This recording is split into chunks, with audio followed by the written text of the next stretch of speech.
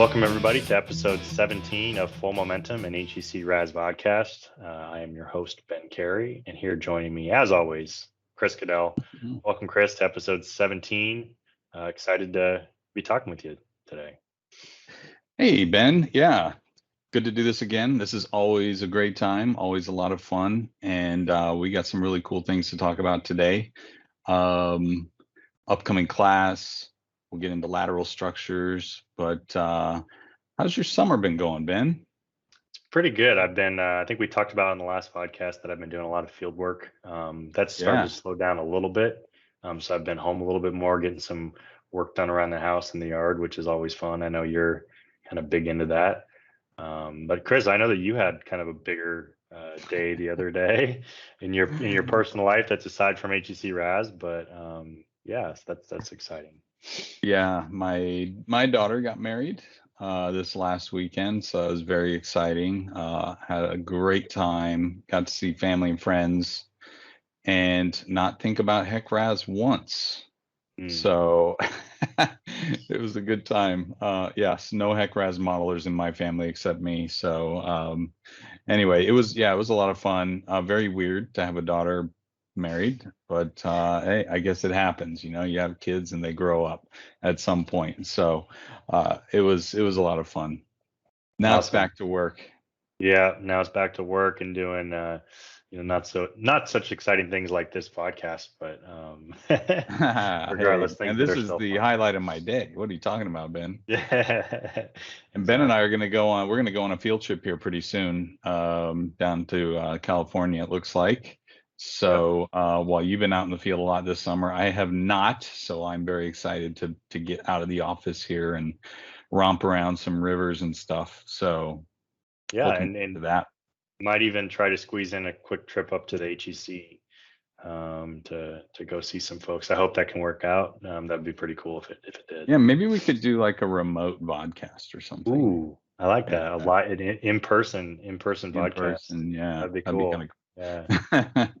break it up a little bit. So all right, well, and before we get into today's technical topic, I wanted to make a quick announcement for everybody on the podcast today. Chris and I have an upcoming online 1D 2D modeling class specifically focused on HEC-RAS and the new 6.0 version. That class is going to run from August 18th to September 22nd. So it's going to be 6 weeks. We do 1 4-hour live session a week on Wednesday mornings. And then in between the sessions, we have workshops that we give out to the attendees to work on and build some skills that they've learned from the previous lecture sessions. It's a really great class. It's filling up very quickly, though. We only have a few spots left. Our marketing team is keeping us posted on how full the class is getting. We're really excited about the enthusiasm that we have building around this class. We made some additional improvements to the class. We've gone from a 1D, 2D class that was mainly done in the older 5.07 version to one that is fully done in the new HEC-RAS 6.0 version. So we're really excited about that. Chris, do you want to say anything else about the class before we get into today's technical topic? Yeah, I think you nailed it, Ben. We've been putting a lot of effort into this lately and revamping it, so it's all version 6.0. And so super excited about that. And we will be doing a 2D bridge workshop. That was very popular in the last offering of this class. It went very well. And so you'll learn all about doing 2D bridges, which is pretty exciting. And no, it's a really fun class. We keep it really casual and fun. You get all the time in the world to practice on these workshops and access to us via Teams to chat about the workshops throughout the week. So we think it's a really good learning model. And you get a chance to win a cool T-shirt too. Exactly. So if for nothing else, that might be what draws you in. So hope to see you guys there. I think this will be well worth your time spent if you're looking for some training, and we just have a lot of fun. The other thing I want to mention too is any of you guys who might be going to ASDSO in Nashville in September, I will be there, and come find me and say hi. Love to chat with you about HEC-RAS or anything else. Awesome. That's a great plug, Chris. Yeah. We're getting it back into, hopefully back into that time where we're going to be traveling to conferences, and assume that some of the folks that we reach through this podcast are going to be attending those same conferences, and so that'd be awesome to get some face to face and to meet you guys. So comment on this video if you're going to be at ASDSO in September. Let us know if you're going to be there. We'd love to meet up. Also, if you want more information on where to sign up for this upcoming HEC-RAS 1D, 2D class, we'll post the link to that in this video as well. So sign up now Yeah. before it's too late. With that, Mhm. Chris, let's jump into today's technical topic, which we were kind of going back and forth on a number of different things. I also want to just shout out a number of the folks in the audience, because we've been getting some really great ideas from the podcast through YouTube on future topics, and we haven't forgotten those. Those are in the chamber as far as what we're going to be doing in the upcoming months. But today's podcast is going to be focused on lateral structures. So, Chris, why don't you lead us off on this particular topic? Yeah, so lateral structures, I mean, one of the most versatile things in HEC-RAS, I think. I use them all the time. There's a lot of different uses for them. They're very flexible in how you use them and what you can connect up with them. So I thought this would be a good opportunity just to kind of go back to the basics of lateral structures, what they are, what they're used for, how do you put them into your model, and what are some of the things you want to keep an eye on, or maybe some good strategies for using lateral structures. So, as the name implies, a lateral structure, it's a structure that is lateral to the flow, the direction of flow. Now, I actually don't like the word structure because it doesn't have to be an actual structure. I like to think of a lateral structure in RAS as more of a means of transferring water laterally out of a river reach. And so here we can see the Muncie data set, right? And this is our 1D reach right here. You can see the blue stream center line and the green cross sections that define our 1D reach.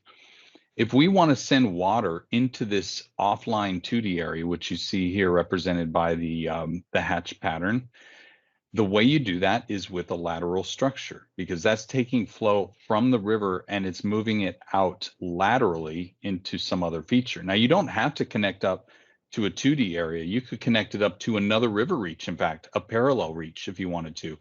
Let's say we had another river flowing side by side, or maybe it's another thread of a braided river, and we want to be able to exchange water from one thread to the other, one river to the other. You could do that with the lateral structure. You could also send water from a 1D reach into a storage area. It doesn't have to be a 2D area. It could be just a storage area with a level pool. And finally, you can actually send it out to nowhere. You can just let it go out of your system altogether. I usually don't recommend that because when you do that, there is no feedback. So RAS is not able to sense any kind of submergence effects that you might have on the tailwater side of your lateral structure. So, but it's something you could do in a pinch if you want to just do something very quick and see about how much flow might be leaving your river for a certain type of levee or whatever you're modeling with your lateral structure. One of the most important things I think to keep in mind with lateral structures is to know that lateral structures are always referenced to a river reach. Always. So it gets a river station, just like a cross section does. In fact, the river station that you use for your lateral structure is what positions the upstream end of your lateral structure. So let me zoom into the upstream end here and I'll show you what I'm talking about. So here's the upstream end of my lateral structure. Here are two cross sections that it appears to start between, right?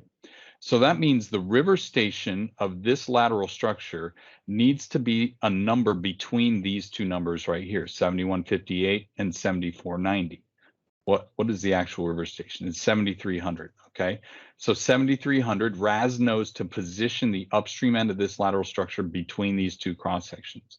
Now, it doesn't actually position it based on the river stationing. It just says it's between these two cross sections. The actual distance between the two cross sections that it's placed is based on something called the headwater distance. And so if I left click on this and go to edit lateral structure, you can see in the Weir embankment button or area that we have headwater distance to upstream cross section. Okay, in this case, it's 175. That means our lateral structure will start 175 feet or meters, whatever your units are, upstream of the downstream of those two cross sections that it's between. So if we go back to the schematic, this distance should be 175 feet. So let me measure it. I'm holding the control key down to turn my cursor into a little measuring tool here. And I'll just measure and see if I'm somewhere around 174 feet. 184. Okay, close. Not exact, but that's probably just me measuring it. So anyway, yeah, so that's what that headwater is. And that's how lateral structures are positioned in your model. So Chris, am I thinking correct? Yeah. Am I thinking correctly that in this instance, it's actually measured from the end of that lateral structure to the upstream cross section, which is down and to your right, as opposed to the downstream cross section? Did I do that? Did I do that backwards? I may have. Okay, distance to upstream cross section. Yeah, I think you're right. I think it is this distance right here. And the way that I knew that is you can actually see the black line that connects the end of that lateral structure that runs to the end of your cross section. So that's an indication that shows you kind of where that lateral structure is connected to. So if you're not sure exactly where that connection is taking place, follow that black line and it should give you an idea of where that connection is roughly. Yeah. Yeah. Thanks for correcting me there, Ben. Yeah. It's been a while since I've done that part of a lateral structure. So easy to forget things like that. But yeah, you're right. It's the distance to the upstream cross section, not this one down here. So Chris, once you define where your lateral structure is in space and where it's connected to as far as the upstream end, how does water actually pass from a 1D cross section over that lateral structure and into the 2D area? How does that mechanism work? Yeah, it's actually quite simple. So the first thing to remember is cross sections, you have one water surface calculated for it, right? Mm-hmm. So while we see a line here, RAS doesn't see a line. It just thinks of it as a computational node that has a water surface that goes with it. When that water surface elevation exceeds the crest, as you've defined it, of the lateral structure, it can now send water over the top of that lateral structure. So if we look at the lateral structure in the editor, you can see it right here. You can see the crest. And in fact, you can see all of the cross sections here as well. These black vertical lines, those are all the cross sections along that lateral structure. And so let's say at this cross section, you get a water surface computed that's 947. It's going to be over the top of that lateral structure and it will spill over. Now, RAS actually does consider the fact that this is a continuous surface. So with varying water levels, in fact, it's not going to be a level pool. And so it actually will interpolate in between to see if you're overtopping in between cross sections even. So it can handle it that way. And in fact, when it does overtop, RAS will slice the overtopping into small slices so that it can accommodate the fact that you have a hydraulic gradient across the length of this lateral structure as it computes the Weir equation. And then it just sums up all those individual slices. Am I also thinking correctly that if you didn't have the crest of this lateral structure, which you can see is the very top of this line, it's a dark black line with the gray fill underneath it. That's the top of our lateral structure. If you didn't define it to be a fairly uniform top there, and instead you used the underlying terrain elevation to define what the lateral structure is, which you can see what that is, it's the light gray hatching that kind of follows more the ends of the cross-section spacing. If you use that as your lateral structure, the top of your lateral structure, you could actually have locations where there was water being spilled over at one location, but not in between other cross-sections. Mm-hmm. And RAS will actually be able to take that into account and move water into the cells that are adjacent to the lower crest elevations, and not necessarily the ones that are not being overtopped. Is that correct? Yeah, that's a really good point. So let's say, for example, our water level was 935. Mm-hmm. You would, and we actually defined our crest with the terrain instead of our own more or less level crest here, then you would have water over here. You might have a little bit right there. You have water right here and some more water over here. So it'd be overtopping in multiple places. And RAS would be able to manage that spatially and deliver it to the cells that it's supposed to go to, because it knows how it's all connected up with the 2D area. Yep. So, and I'm glad you brought that up, because there are at least a couple ways to define the crest. If you have really good terrain data and you define your lateral structure as you do with your river stationing and your length, you can actually just pull it right off of your terrain and use that. And it's really easy to do. You would just click this terrain profile button right here.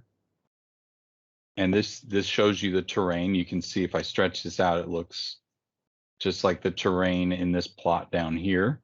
And if you go to the table, you can copy that. Well, even better, Chris, in the new 6.0 version, I think you can cut it directly from that underlying terrain without even having to copy it anymore. I think that's one of the new 6.0 features. Oh yeah, in RAS Mapper, right? Yep. So if you do that clip Weir profile to 2D cells button, no, it's right under the terrain button. I believe that will. No, this is something different. I'll get to that in just a second.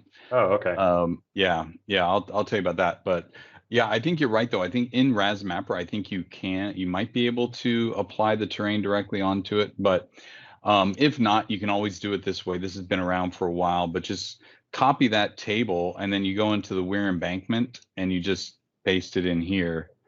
And if I did that, watch what happens to the crest right here. Now it's following the terrain exactly. Okay. Now, if I don't want to actually do that, I can always just come over here, and there's no undo in RAS, unfortunately. But if you just go over and open this and not save it, so I'm going to say no, and just open the same one. Yep. Now I'll have my lateral structure back the way it was. There it is. And so in this case, we're overriding the terrain with our own lateral structure crest. And this might be a levee profile that you have, or maybe it's a proposed levee, which would make more sense here because it's so different than what's on the terrain right now. Normally the terrain would be, if it actually was a levee there, it would be closer to the levee, and it might be a little bit more noisy than this flat-ish line, but it would be much closer than you see here. So I'm guessing this is a proposed levee in this case. Yeah, that would make sense. Yeah, so a couple different ways to define the crest. And so since you brought this up, let's talk about this clip Weir profile of the 2D cells. So one of the limitations in RAS is that the cells adjacent to your lateral structure, let me zoom in a little bit. These cells that are adjacent to your lateral structure, RAS will look at the minimum elevation in this cell. And if that minimum elevation is higher than the crest of the lateral structure adjacent to the cell, you'll get an error message because your cell can't be higher than your lateral structure. The lateral structure has to be higher than at least the minimum elevation point of its adjacent cell. And so it actually goes through and it tracks all of that. And it used to be, especially if you don't actually have a structure there and it's just kind of normal terrain that you're putting your lateral structure on, that would happen a lot. And sometimes even for a single lateral structure, you might get 10, 20, 30 different instances of that you have to fix up. And it was a real pain to go back and figure out, okay, what's the minimum elevation? All right, let me go into my Weir embankment and let me adjust this elevation so that it's above it. That was such a tedious process. And then they came out with this really nice shortcut feature called Clip Weir Profile to 2D Cells, where you can actually see, let me zoom in a little bit on this so you can see it better, but these black horizontal lines, those are the minimum elevations of your neighboring cells. So you can see all of the neighboring cells here, right? And Chris, am I thinking correctly that is the maximum elevation or the minimum elevation? I think it says, because if it was the minimum elevation, yeah, it's the min. It is? Okay. Yeah, it's the min because it has to have at least one part of that cell that's lower than the crest. Oh, And okay. Yeah. so, yeah, so it can use the minimum elevation there. And if you look here, like my crest is well above this, so I have no trouble here. But if I actually use the terrain instead of an artificially raised crest, I might have some areas in here where it's actually dips below the minimum elevation of the cells. And so if that were the case and I needed to just slightly adjust it just to get it above, you could hit this clip Weir profile to 2D cells and it would raise up your station elevation points only where needed so that you're above that the minimum elevation of the neighboring cells everywhere. So it's a really handy, quick shortcut button if that happens to you. Totally. Now you'll get an error message too if you violate that that rule anywhere. RAS actually will track it and does a good job of tracking it, and it will tell you. And so then you just come in here and click this button. So one other thing that I want to point out that's really important when it comes to lateral structures and using the underlying terrain to define what the crest elevation is. When you assign a new lateral structure, all you do is you assign what the headwater river station is. That's the first thing that you do. And then you can define, the Weir embankment elevation and whatnot. But what RAS does is it draws a linear line from one cross section to the next cross section. The endpoints of the cross section. And so when you do that, you may not actually be capturing the top of, for instance, a levee, because that levee elevation may not be linear from one endpoint of the cross section to the next. There may be some variation in the elevation there. And so if you simply just define the headwater river station and then the length of your lateral structure, you're probably not going to be actually capturing the highest ground in between the cross sections or representing a levee or whatnot. And so what you're going to want to do is you're going to want to make sure that you use Centerline GIS coordinates to define where you actually want that lateral structure to go along. And that will allow you to more or less draw that lateral structure directly on top of high ground adjacent to your 1D cross sections.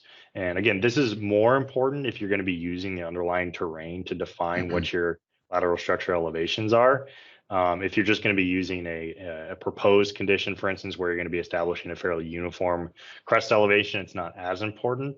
But it's something that I always recommend folks to do if you're going to draw on a lateral structure, especially one that has some variation of the high terrain between the 1D cross section and your 2D overbank area, is to use those Centerline GIS coordinates so that you have a better representation of what that lateral structure actually is. Yeah, and looking at this, it looks like it's already georeferenced, right? Yep. Because you can see it's not a perfectly straight line between the cross-section endpoints. So if I click on here, I'm expecting to see coordinates. And there we have them. Now, if this table is blank, then exactly what you said, Ben, it would be just straight lining from here to here to here to here. And it's only going to use this length that you establish in the stationing column of the station elevation data to determine how long that lateral structure is. Yeah. And there's another really important benefit too of georeferencing your lateral structure, which is another reason why I too strongly recommend you do this. And that is RAS trying to reconcile your cross sections and your neighboring cells with their positioning on this lateral structure. And that's what you see here in the headwater and tailwater connections. So the headwater connections tells RAS where each of these cross sections reside on that lateral structure relative to its stationing here that you see right here. So the position of each one of these cross sections. Now, if it's not georeferenced, all it can do is say, all right, well, I know the length of this cross section from here to here as established in the cross section editor. Okay. By the left overbank, yeah. Yeah, or the channel, it depends. If you use, that's why this is important, the headwater position. If you select left overbank, it's going to use the left overbank reach length. If you use left or right bank station, it's going to use the main channel. And if you use right overbank, it's going to use the right overbank length, reach length. So in this case, it's using the left overbank reach length, which is 359.73. Okay, so it's saying, hey, This next cross section is 359.73 feet downstream of this one on the lateral structure. Now, if that lateral or that leftover bank, let's say we have a part of our reach that's got a lot of curvature to it. You can imagine way out at the end of this cross section where the levee resides, that length from that cross section to the next is not going to be the same length as you move further in, more kind of in the centroid of where the leftover bank reach length would be measured. And so you get some inconsistencies there. By georeferencing, all of that goes away. RAS just says, hey, I know exactly where this lateral structure resides. I know where it intersects these cross sections, and I'm just going to use that spatial data to figure out my headwater connections, as you see in this table right here. Yeah, and most of the time that we see issues in terms of where the lateral structure is connected to either the 2D cells or the 1D reaches, it's almost always because it's not a georeferenced lateral structure.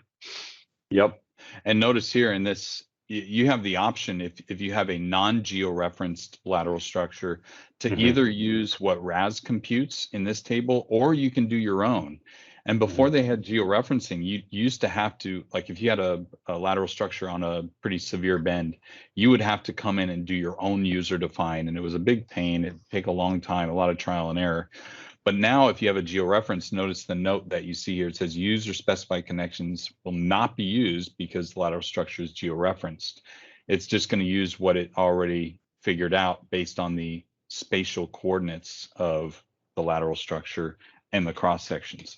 So much easier that way. And then the same thing on the tailwater side too. It's so much easier to deal with all these cells and where the cell face points reside on this lateral structure.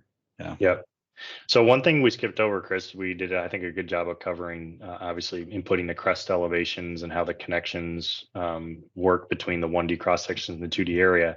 If somebody wants to create a lateral structure, how do you create a new lateral structure? We didn't talk about that until not super obvious necessarily. So I want to go over that.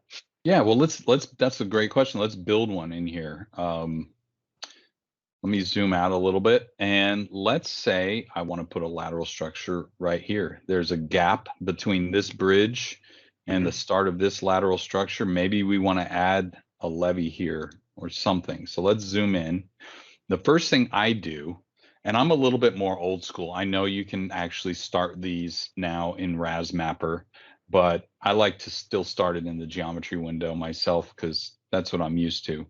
But you can certainly start this in RAS Mapper. In fact, it's probably a good idea to get used to doing that. But let's show you how you do it in the geometry window first. So let's say I want to start it right at the toe of this bridge. So maybe it's going to even tie into this bridge embankment here. So I would look at this cross section. That's 9,081.195, and the next one upstream is 9334. Actually, this actually brings up a good point because I think the old version of RAS wouldn't allow you to have something between a bridge, but there actually is no bridge here, so it's not going to make any difference. So forget I brought that up. All right, so I want to have this lateral structure start somewhere between these two cross sections. So I can literally just pick an arbitrary number. Let's say it's closer to this cross section. I'm going to start it about here. So I'll just call it 9,100. So I'll go to the lateral structure editor. Can I make a suggestion first, Chris? Yeah, sure. So if we're going to be doing this in the geometric data editor, which I'm with you, I like drawing my lateral structures in the geometric data editor. It's much easier to draw in a line representing the crest elevation or the highest elevation between cross sections before you put the lateral structure in, because once you do that, there's that thick gray line that represents the lateral structure. So it kind of get hard to see underneath that. So I actually prefer to draw in the shape of that now and then save the coordinates. And then you can utilize those coordinates later on. So that's just a suggestion that I've done in the past. That's a really cool idea. I've never thought about doing that. So basically you go in here and you draw a line. So let's say I want to draw it from here, and I'm just going to follow. This is not necessarily where I would put it, but for the sake of doing this quickly, I'm just going to follow the 2D boundary like you suggest here. I'm going to start right here Yep. and just kind of go along here with my measuring tool. I'm holding the control key down, which is what turns this into a measuring tool. And it's a nice, really nice feature. I use this thing a lot, not just for measuring things, but for getting coordinates like we're doing right here. And let's say I want to end it right here. So then I'll release the control key, and here I've got my coordinates. So I'm going to Control C to copy that, as Ben suggested. I'm going to leave this window open if I can. And then I will go in here and I'll go, what was that stationing? 9100, right? So I'll go Options, Add a Lateral Structure. Make sure first that you're on the right river and reach before you do this, if you have multiple reaches. Okay, and I'm going to name this 9100. Click OK. And now, before I forget, I'm going to paste in my coordinates right here.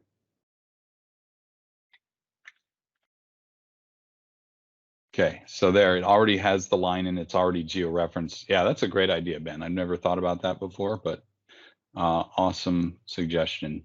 So Chris, All right. if you click on terrain profile, what does that button do?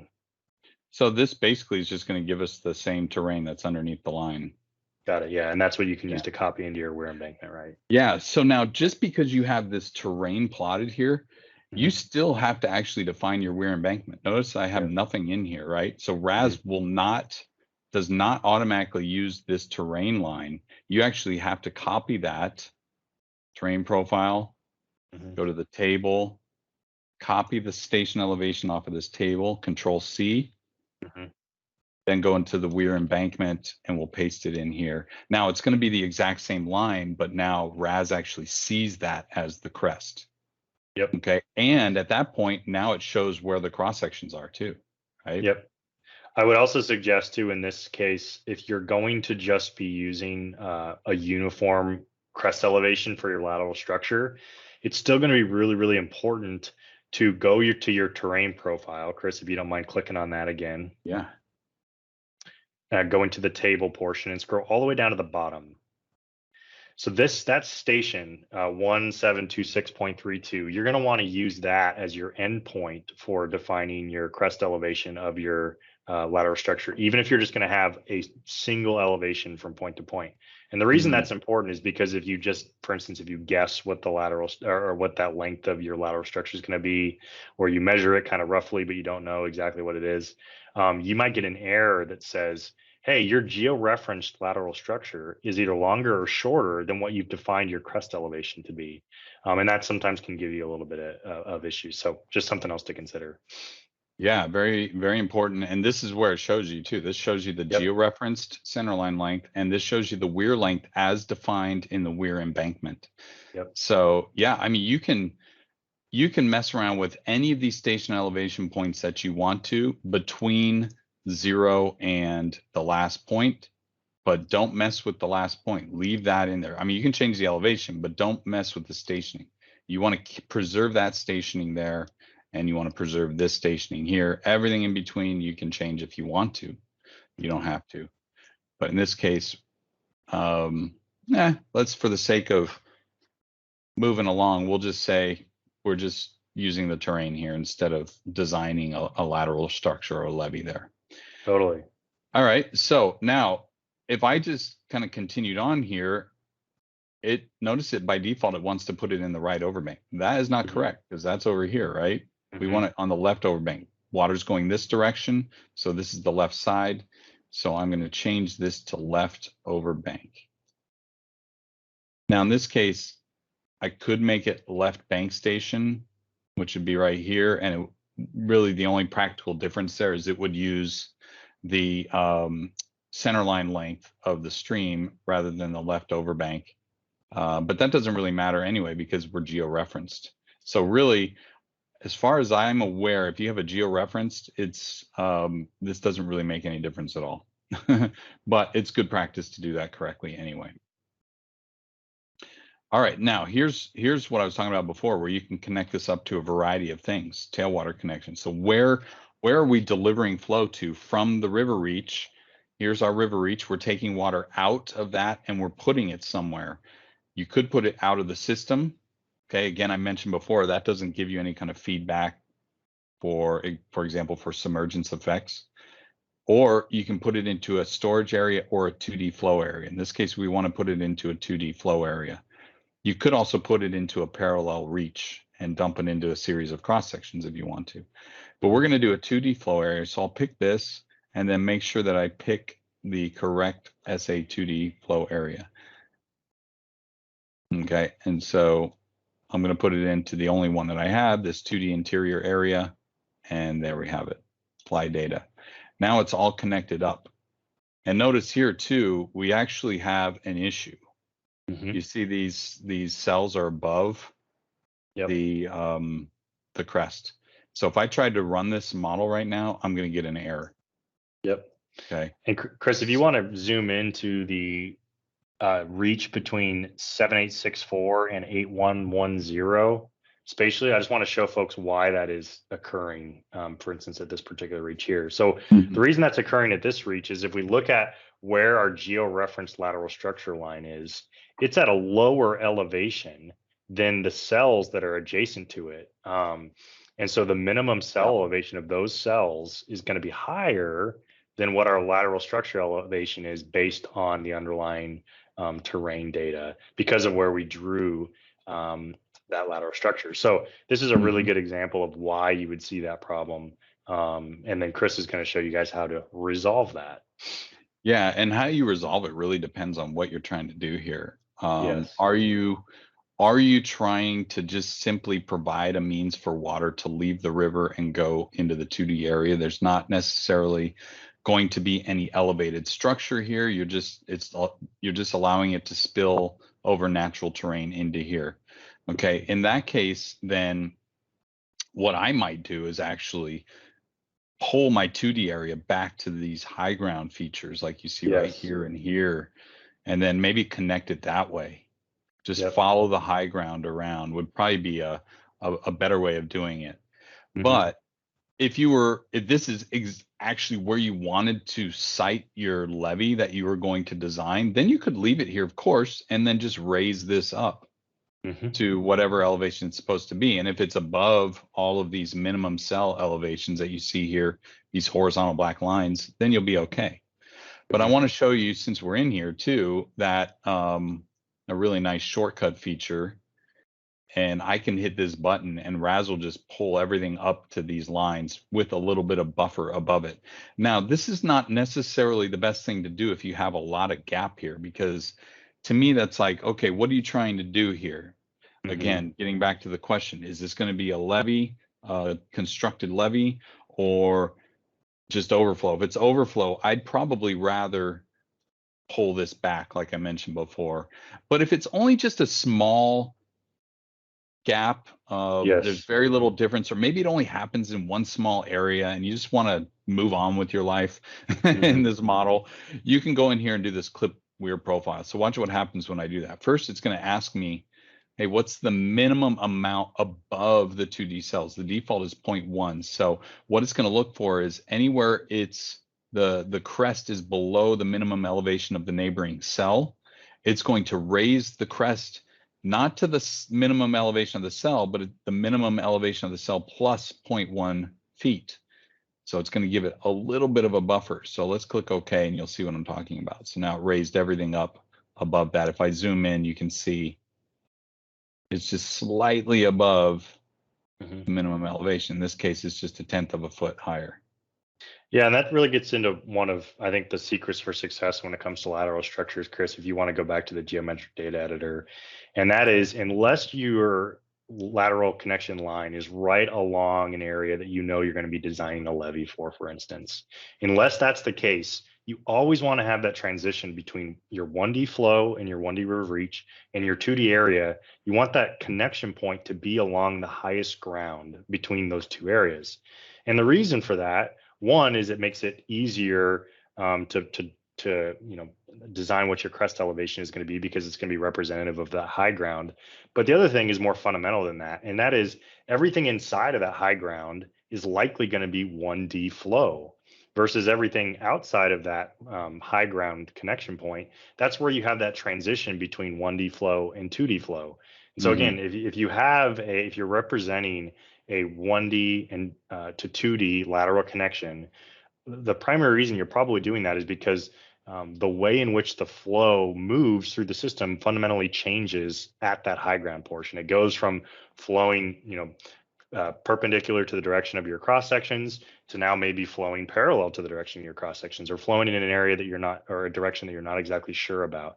And so making sure that your lateral connection between 1D cross sections and 2D area is always along high ground is definitely a secret for success, and always kind of setting yourself up for success when it comes to starting these models.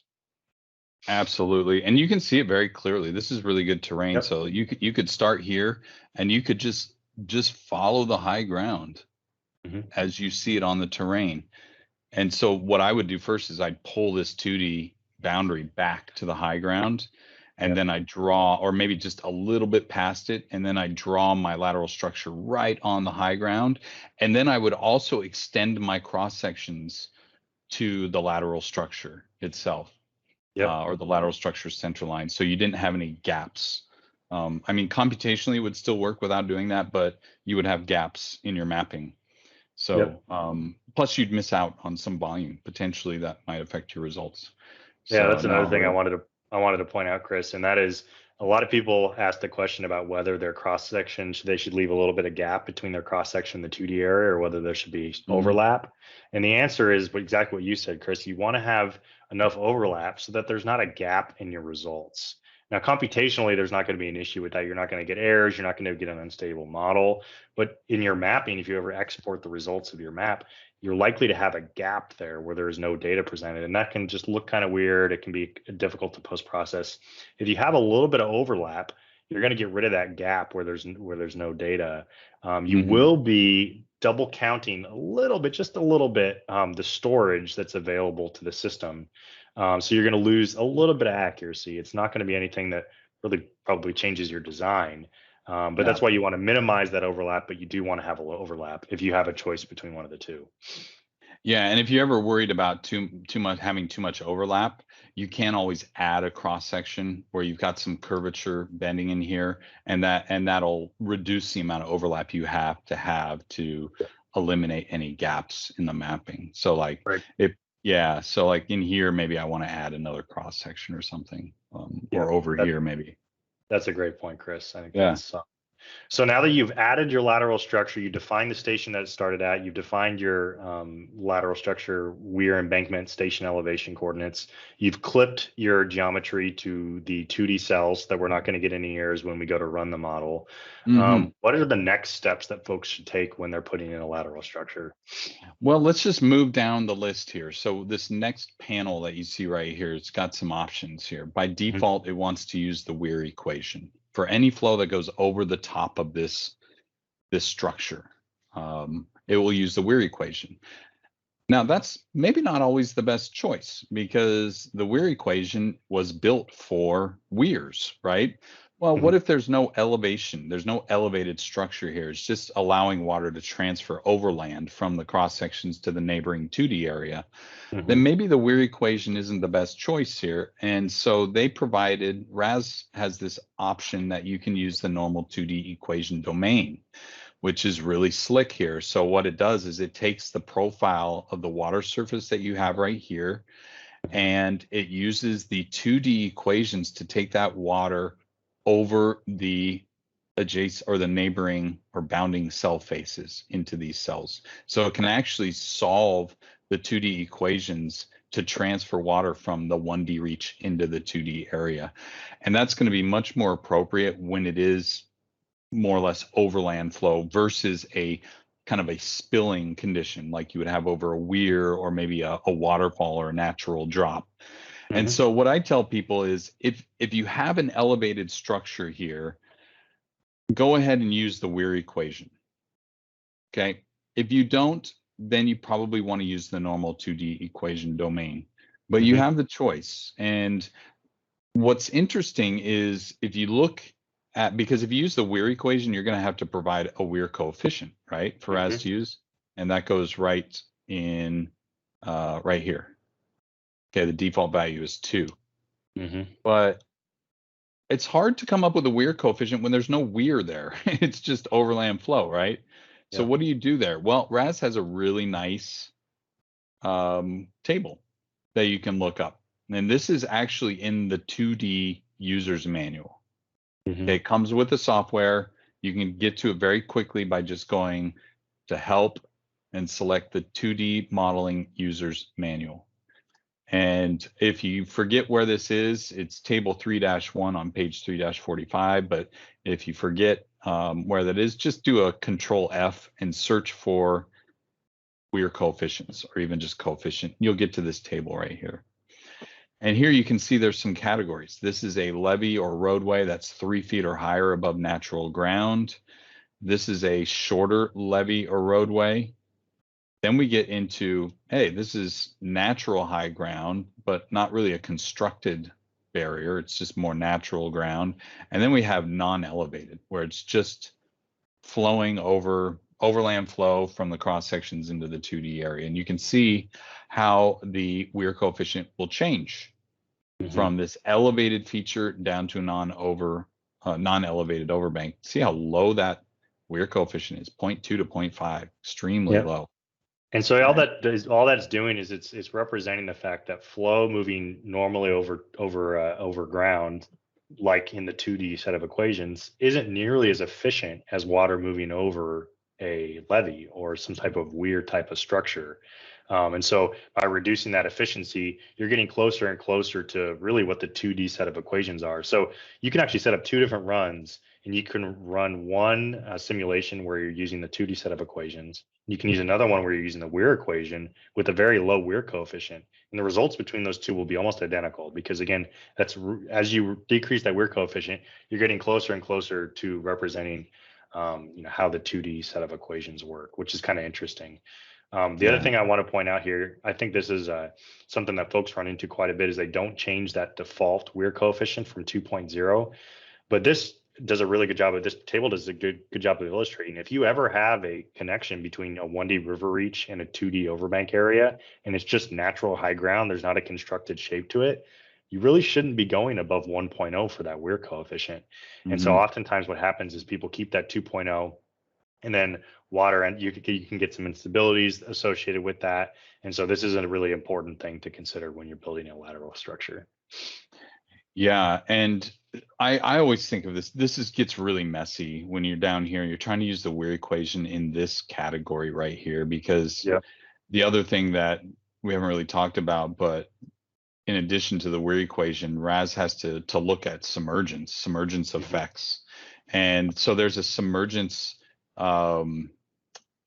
factor that's applied. So it's a decrease in flow, just a factor that's applied based on a table. And so when you have a high tailwater, it accesses that table. And that's, in addition to the Weir coefficient, that table itself is very subjective. And so your accuracy, or I should say the uncertainty in your result here, goes way up in that area when you're trying to use the Weir equation for a non-elevated structure. So that's why I really like using the normal 2D equations in that case, rather than trying to force the Weir equation. But there may be a case to use the Weir. It could be that you're going unstable using the normal 2D equation, and you're able to get a stable answer with the Weir equation. Sometimes it's the other way around. So you can kind of play around with that if you need to. But I think the good rule of thumb here is what we just talked about. If it's an elevated structure, use the Weir equation. If it's a non-elevated lateral structure, in other words, just overland flow, use the normal 2D equation. I agree with you. Yeah. What about this use velocity? Ben, what do you think that's all about? Yeah, Chris and I were just discussing this before the podcast, and this is something that by default is off. But Chris and I both agree that, much like full momentum, this is a box that should be checked by the time you finalized any model that includes a lateral structure. And that's because without including the velocity within a solution of a lateral structure, you are reducing the accuracy of that solution. The reason that RAS has this clicked off as the default is because it's inherently a little bit more stable, but it's not quite as accurate. Now, when it comes to accuracy, Chris, how does RAS exactly use that velocity in the computations? Yeah, so with this box unchecked, so in other words, you're not using velocity, RAS will compute the volume of water in one time step that goes over or through. It can go through if you have a culvert or a gate, but it passes over or through that lateral structure into any one of these cells. So it computes a volume of water that goes into each one of these cells over this cell face. With this turned off, it just dumps that water there. It just places it in the cell and then continues the computations in the 2D area. And so the only thing that's going to drive that water from that point on is just basically the gradient between the water level in this cell and its other neighboring cells where it's going to flow into. There's no momentum coming out of the 1D reach into this 2D area, in other words. So there's no velocity, no momentum associated with it. Turning this velocity on, RAS will actually compute a velocity over this face, and it will use that in the solution of the momentum equation so that momentum is preserved over this lateral structure. So water comes into this cell already with velocity moving in a direction normal to this face. Okay, so that's why it's more accurate, because that's indeed what's happening. It's not water is just appearing in that cell, it's flowing into that cell with some velocity. And so, yeah, you're right, Ben. I think Ben and I both agree on this, that you may want to start off your model simple and not have that turned on, at least at the beginning, but you definitely should turn that on at some point. And if it works just fine, great, leave it on. If it goes unstable after that, okay, maybe you got some work to do. Maybe reconsider using it if you really need to use it. But I think it's an important component that you don't want to overlook here. Yep. Much like Chris and I always say, it's better to start simple and add complexity where needed. I think this is a great example of leaving this off at the beginning of your simulation, making sure the rest of your model is running stably and you're not having any issues when it comes to computations within your model simulation. If you feel like the model's doing good, click that on and see how it does. Much like we recommend, turning on the full momentum set of equations once you've run the model and everything's working in the diffusion wave. This is another great example of that. Yeah. All right, let's move down to the next little area here. You see this all culverts and structured type. All culverts basically gives you the option, if you do have culverts, to use flap gates or not. And a flap gate is just basically a limiter on which direction water can flow through that culvert. So it simulates having a flap gate. So let's say we had we wanted to allow water to flow from the overbank area into the river, but when the river gets high, we don't want it flowing through the culvert back into the floodplain or the overbank area. And so we would put a flap gate on here that says flap prevents positive flow. So positive flow is from the 1D reach into the tailwater area. So we would put positive flow, but you could do negative flow as well. Obviously, you wouldn't want to do both, because then you'd have no flow through the culvert, and what's the point of having the culvert? So one or the other, and you don't have to use them, but that's just something that's there for you. And then the next one allows you to pick what kind of structures you want. Do you want to be able to put weirs, gates, culverts, or diversion rating curves in? You don't have to put all of these things in. It just means you're able to put these in. Or there's this other thing that I rarely ever use, especially anymore, because it has these two features here I'll talk about in a second. But this linear routing, which is just a simplified way of passing flow over this lateral structure. I mean, it's really simple. You can see the equation right here, or the components that go into the equation. Here's the equation: Q equals K times available storage, okay, which is over here, the delta Z over hour, or per hour, right? So then you would put in this linear routing coefficient, and who knows what that should be? I don't. So that's why I don't ever use it. It's just a really quick, simplified method for computing flow, but I would probably not ever use that. Instead, I would use this. This allows you, for any water that goes over the top, you can use the Weir equation or the normal 2D equations. And you can put gates in here. And these are the same kind of gates that you have in an inline structure. You can put those in the lateral structures. It's the exact same data that you enter in as well. You'll have a gate type In this case, we've got a sluice gate, but you can pick radial gates or overflow gates or user-defined curves. And then you put in a coefficient, the head reference, the geometry of the gate, where the gates are positioned on the lateral structure, and then something about the coefficient for when water flows through those gates, but is actually the gates wide open. You can put culverts in. So this is the exact same culverts that you put in a 1D reach or in an inline structure. Okay, so you just kind of fill in the required data there, and that gets dumped in here. So water would be able to flow through this lateral structure even before it overtops it, if it's able to get through either any of the gates or the culverts. The last two options here are what I call kind of like bypass options. So if none of these really work for you, these built-in gate features or culverts, but you have the ability to determine a rating curve, you can just put in a rating curve if you want. It's called a diversion rating curve in this case. And so you just enter in the water surface flow or water surface discharge relationship. That's what a rating curve is, right? And you just fill out this table. Now, the problem with this is it's tailwater independent. Notice your only reference is the water surface elevation, and that's going to be upstream of the lateral structure to determine the amount of flow going over. So this is a real basic way to incorporate a rating curve, but it is there for you. Or you can specify the outlet time series. Okay, so if you have some structure in here, maybe it's a pipe or a gate, but it doesn't really fit any of these built-in features, but you know how much water is leaving at any given time, or maybe you use it to simulate leakage at a certain spot. You can do that as well. You just put in a flow and an outlet width, and then you specify where that outlet is. Okay, it has to know along the length where the outlet is. And then you can define it, it'll come up as a boundary condition in your flow editor, and you can define how that flow changes during the simulation. Yep. So yeah, a couple other options there. And again, these I only use if these are not going to work for you. And there is another option too, by the way, Ben.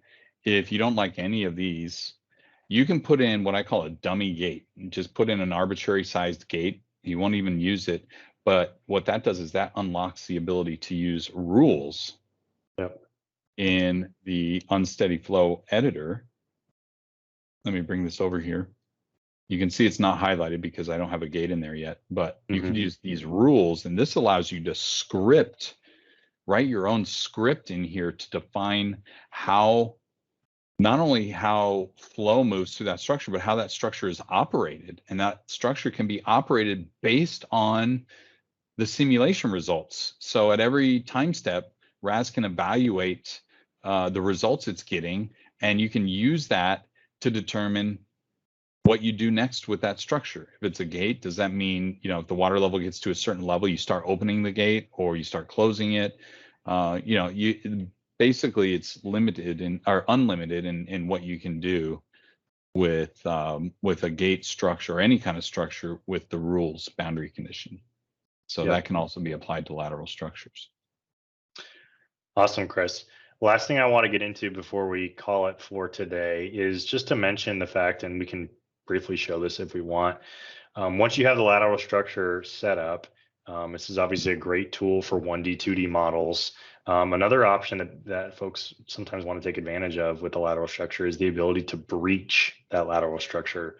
Much like an inline structure, you do have the opportunity to add breach parameters and actually conduct a breach simulation of what would happen if a levee, for instance, breached. This is something that's very common when it comes to levee analysis. And Chris, do you want to just show folks quickly how to do that? It's very similar to how to add breach parameters to inline structures. Yeah, let's do it on this one because we have this elevated structure, and let's say we want to breach it. I mean, there's a shortcut button right here for breaching. And this will take you right to it. Keep in mind, your breach data is stored in your plan file, not in your geometry file, like you might think. That's why when you click on this, notice it says breach parameters are an unsteady flow plan option. And it will actually, when you click on this, it'll open up your plan window. right there, and then open up your breach window, breach editor. And so you can put in a breach here if you wanted to. Let's say we wanted to breach that station 4000, and we give it a final bottom width of, let's say, 200 feet. Bottom elevation, I'm going to put it just down around the terrain, which is about 930. And there it's already constructing my breach. Let's give it a 1-to-1 side slope. That's a pretty standard way to define a breach. And because the scaling is so scrunched up on the x-axis, it doesn't look 1-to-1, but it actually would be a 45-degree angle in reality. Here's our breach weir coefficient. I'll just leave that the same. Let's say it forms in 1 hour. Very simple, and we want to initiate it by overtopping. And then you just give it a trigger. You trigger it by when the water gets to a certain elevation. Maybe I say, hey, when it gets just above this, let's say 945, then I'm going to make it fail. So I'll set that at 945. And that's it. That's all you have to do. Now we've got a breach in here. And if the water gets above that level, it will actually form this breach and send even more water into the neighboring cells. Awesome. So, yeah. Thanks for showing folks how to do that, Chris. Hey, there's one other thing, Ben, we want to make sure we let people know. And this is in the category of best practices. And this is a great lateral structure to really demonstrate that. We kind of touched on this a little bit already, but I just want to make it very clear that lateral structures are not meant to be long in HEC-RAS. It's much better to break these up into shorter segments. And this to me is too long. It's already, if I look at the editor, you can see it's, oops, that was not what I was trying to click on. Let's just go this way. If we go to that lateral structure, you can see it's already over 6,000 feet long. That's over a mile. Okay, so, well, more than 1.5 kilometers long. To me, that's way too long, especially for this size of a system. And one of the problems you have with long lateral structures is based on, or is a result of how you interpret the results. And if you look at the stage and flow hydrograph, let's say, that's this button right here. This is one way we can see how much flow is leaving that lateral structure into the 2D area. We're already on type lateral structures, and that's the lateral structure we want to look at. Over here, you see flow leaving, or weir flow, or total flow, actually. And it highlights it a little bit. I actually really like this new stage and flow hydrograph they have in version 6. But in any case, this will show you how much flow is leaving. Now, the problem is it just shows you the net amount of flow leaving. So what happens if I have water leaving the 1D reach into this 2D area here, and it flows across the 2D area and it flows over the lateral structure back into the 1D reach? That everybody can imagine that being a scenario that can happen, right?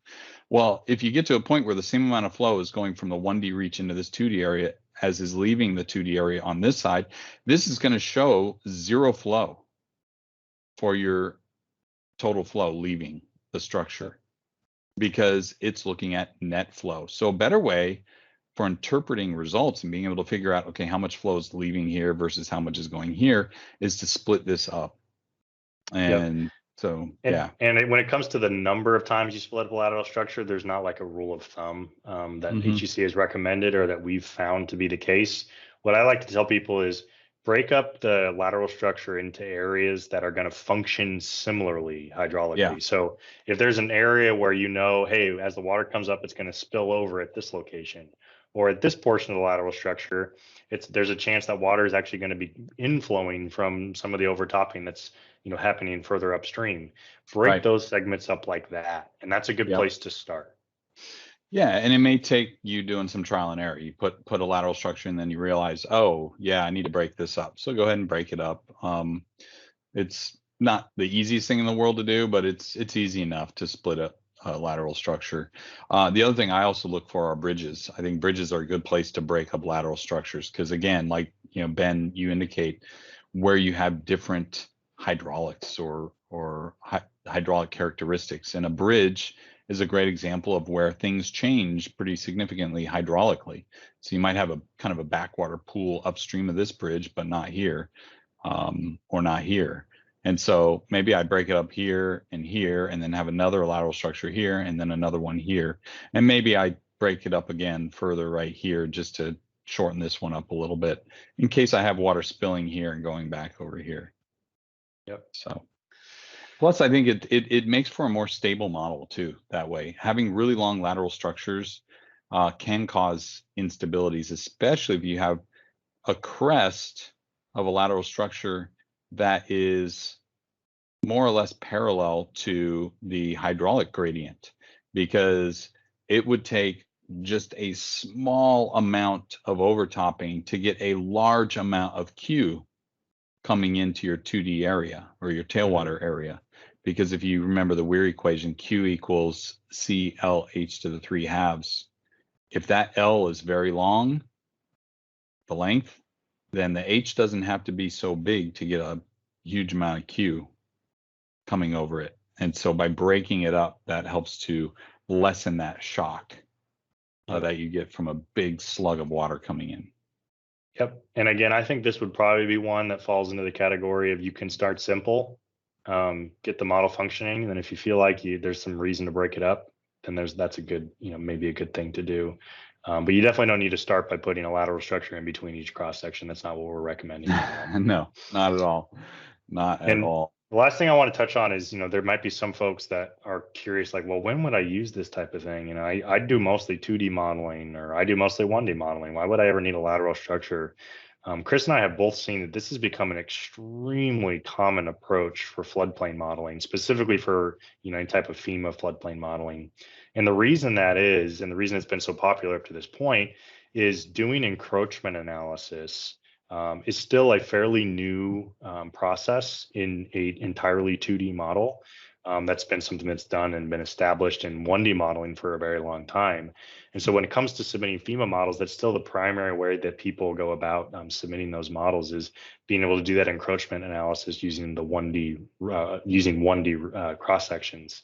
However, it's also well understood that at this point, 2D modeling does a much better job of representing how flow and how floods inundate a floodplain, particularly a floodplain that's highly complex, maybe fairly flat.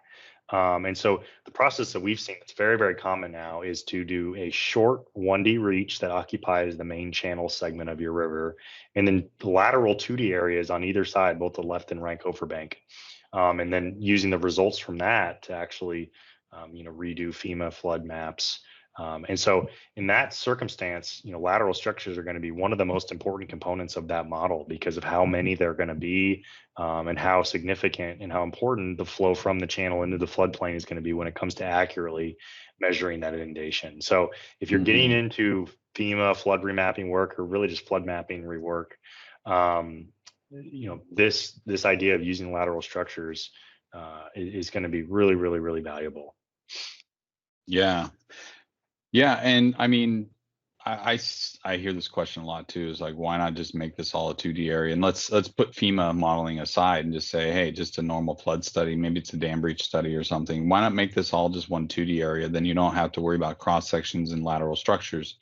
Yep. And that's true, and that may very well be a better way to set this up.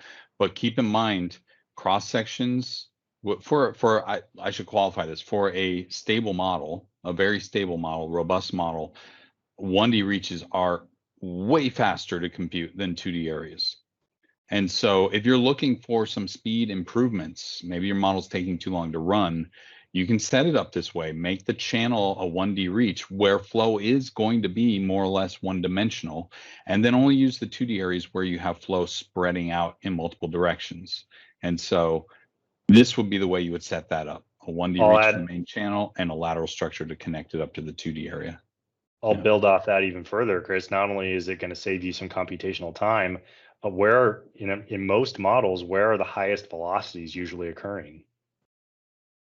It's usually in the channel. Right, and so the fact that you're going to be doing 2D modeling in that may mean that you're restricted when it comes to the Cront number.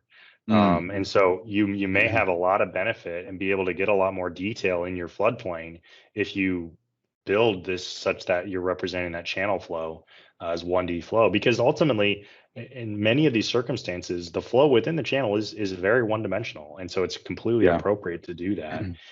So there are definitely benefits to at least considering the benefits of doing a 1D, 2D combined model using lateral structures. And if you decide that those benefits outweigh, just doing an entirely 2D model, now you have a better idea of how to work with lateral structures. Yeah, I like what you said too about the velocity, because that has a huge impact on your computation interval. And by using cross sections, you can get away with, you'll have a larger delta x, right? If you think about the Courant number equals velocity or wave speed, more precisely, times delta t over delta x. And so if you use a larger delta x, then you're able to get away with a larger delta t as well, and still have a Courant number where you desire it, usually around a value of 1. And so, yeah, if we were to put cells in there that have a much smaller delta x, then we would have a much smaller delta t, meaning a much longer running model. So, yeah, really good point, Ben. This has been a great discussion, Ben. I actually think I learned some stuff. I definitely learned some stuff today. Yeah, absolutely. This was great, Chris. Great idea talking about lateral structures. I hope everybody that's listening to this video got something out of this. And if you have additional topics that you'd like for us to discuss in the future, please leave those as comments. Again, we're compiling a list of what the audience wants to hear. We're hoping to get to all of those eventually. We are pretty busy right now, but as we move into fall and winter, things may slow down a little bit, in which case we can do more of these podcasts, which we're looking forward to. I do want to do one final plug. Again, just a reminder, our next 1D, 2D online HEC-RAS class starts August 18th, runs for 6 weeks, 1 4-hour lecture every Wednesday morning, and then workshops in between. It's a great class. Highly encourage you guys to sign up and do it soon, because based on what I'm hearing from a marketing team, we might close registration sooner than later because of how many folks are signing up. So do it as soon as you can. And we hope to see you guys on August 18th. This has been Full Momentum and HEC-RAS podcast.